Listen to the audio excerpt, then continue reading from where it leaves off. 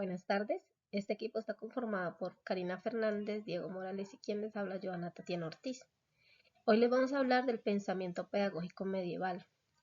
Este pensamiento pedagógico medieval está marcado en una época del cristianismo puro, que tiene unas particularidades que no inician exactamente en el siglo de su potenciación, que más o menos es el siglo entre el 13 y el 15, sino que trae un recorrido histórico desde siglos anteriores. Los primeros siglos, entre el 1 y el 7 después de Cristo, fueron claves para el pensamiento pedagógico medieval, ya que en estos siglos hubo un sometimiento ideológico de la Iglesia cristiana hacia el Imperio romano, una influencia pedagógica marcada por un Cristo educador, popular y exitoso, una evangelización apostólica, una pedagogía a través de parábolas y un lenguaje que permitiera comunicar al pueblo a través de la evangelización y la educación, de esa expansión cristiana. Esa evangelización se dio a través de los dogmas, doctrinas, las parábolas, las enseñanzas de la Biblia, constituyendo el cristianismo como una religión oficial y utilizando la escuela como ese aparato ideológico que permitió arraigar el pensamiento cristiano en el pueblo. La educación en esta época fue una educación clasista, ya que fue dividida en dos: catequista para las personas del pueblo y para las personas esclavos, por decirlo de alguna manera, y humanista para el clérigo y el feudo. Curricularmente, como lo conocemos ahora, se dieron dos líneas: el trivium, que es relacionado con las áreas del lenguaje,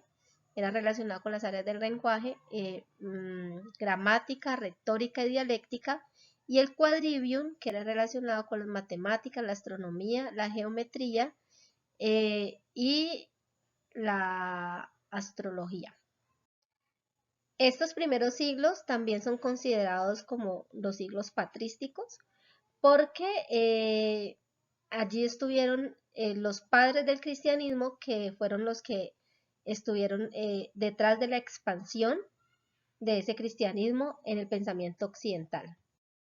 Entrado ya al siglo IX, se consolida la educación elemental, la educación secundaria y la educación superior.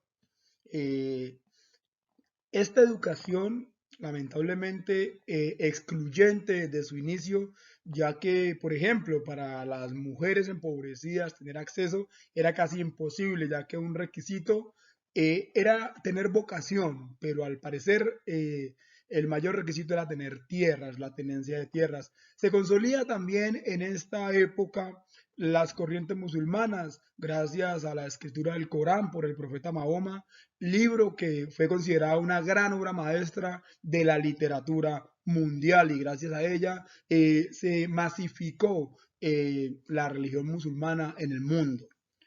En este periodo también catalogado como oscuro por la aparición de las cruzadas cristianas, que a sangre y a fuego imponen su religión, y de la misma manera la iglesia también tiene mucho que ver con la aparición del feudo, esta figura feudal que maneja tres líneas: el feudo, el vasallo y el siervo, siervos que podían ser vendidos junto con las pertenencias, es decir, casi una figura de esclavitud, el cual fue acolitado por la iglesia, y la iglesia se convierte en la mayor tenedora de las tierras en la época, y así capitaliza la iglesia su gran imperio.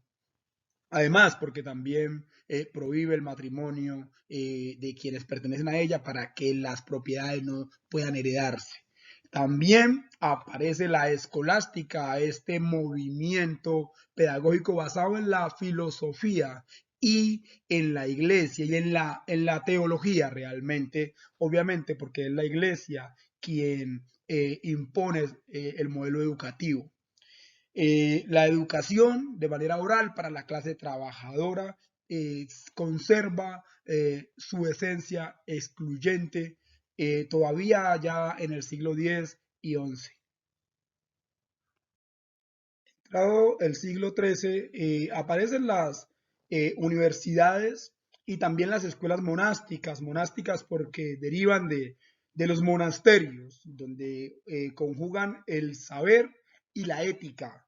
Eh, También se mantiene en este periodo una universidad elitista, burocrática, eh, pero también entra en vigor el auge de las ciencias traída por los árabes. El modelo de enseñanza universitario es básicamente lecciones, repeticiones y disputas. Y en este periodo, a pesar de ser un periodo que algunos han llamado como oscuro, una época, la época del oscurantismo, también se dieron en esta época grandes debates, como por ejemplo las condiciones laborales de los maestros, sobre pagarle o no pagarle a los profesores. Entonces, a pesar de las críticas a la Edad Media, también para algunos es catalogada como una época donde se abrieron grandes debates, tanto pedagógicos y gremiales, para lo que podría ser en su momento el gremio de los maestros y de otras agremiaciones. San Agustín fue el primer filósofo importante de la era cristiana. En sus obras también abordó cuestiones como el pecado original, el libre albedrío. Sus ideas tendrían un efecto profundo, no solamente durante su vida, sino también en el desarrollo de la iglesia medieval. Para él el cristianismo es la verdad y sin fe la filosofía nunca podría alcanzar la verdad.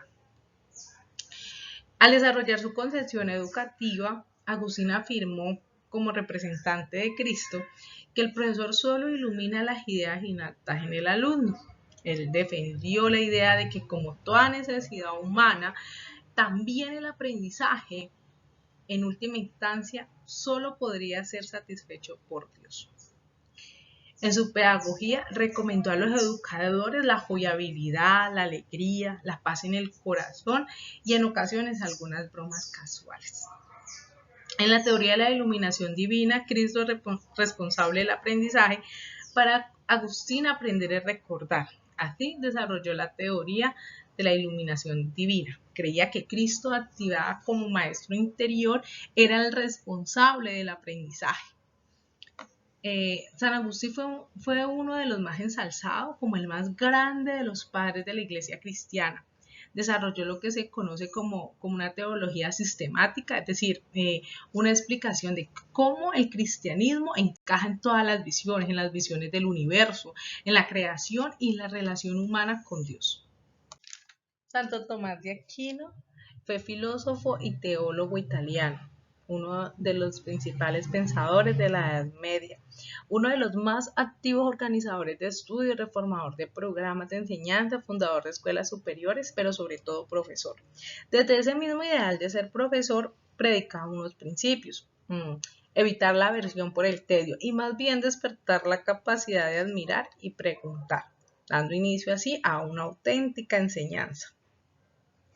Fue canonizado elevado a doctor de la Iglesia y declarado patrono de todas las iglesias católicas, actualmente de las escuelas católicas.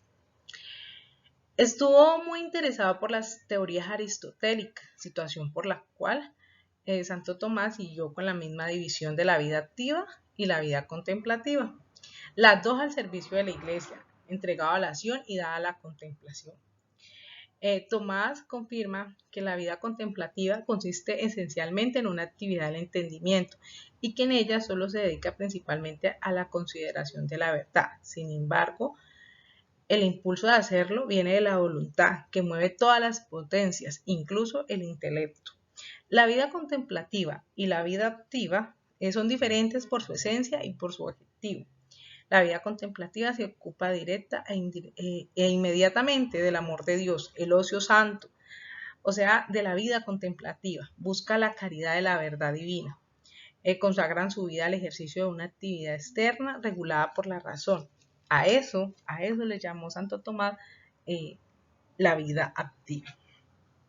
Y fue uno de los grandes exponentes del método escolástico, que es el principal de las universidades en la Edad Media. Esta concepción de lógica como método de la filosofía es heredada también por Aristóteles. Se aplicó con un rigor extraordinario durante la Edad Media. Consta de 3 partes: las lecciones, las repeticiones y las disputas. Bueno, y para concluir tenemos unos puntos claves y es cómo permeó el pensamiento medieval la historia y la educación. Primero tenemos la incidencia del cristianismo en la educación, ya que aún en el siglo XXI tenemos un amplio legado de esa iglesia cristiana detrás de los procesos formativos. Por ejemplo, en este país contamos con colegios y universidades que tienen pensamiento y línea ideológica cristiana. Entonces vemos desde allí que hay un sesgo ya traído desde ese pensamiento medieval. Al igual que tenemos, por ejemplo, la enseñanza de la religión, así seamos un país laico, considerado como laico. Tenemos también que aún la educación a este tiempo, pasados 14 siglos, 15 siglos, la educación sigue siendo un privilegio para algunos. La calidad educativa que reciben las personas toda no es igual, no tenemos unos principios de equidad y igualdad en esos procesos educativos. Y tenemos un reflejo, lo que les comentaba anteriormente, el reflejo de esa Edad Media todavía en el siglo XXI, en ese querer dominar, en ese vehículo para dogmatizar los procesos educativos en la sociedad. Muchas gracias.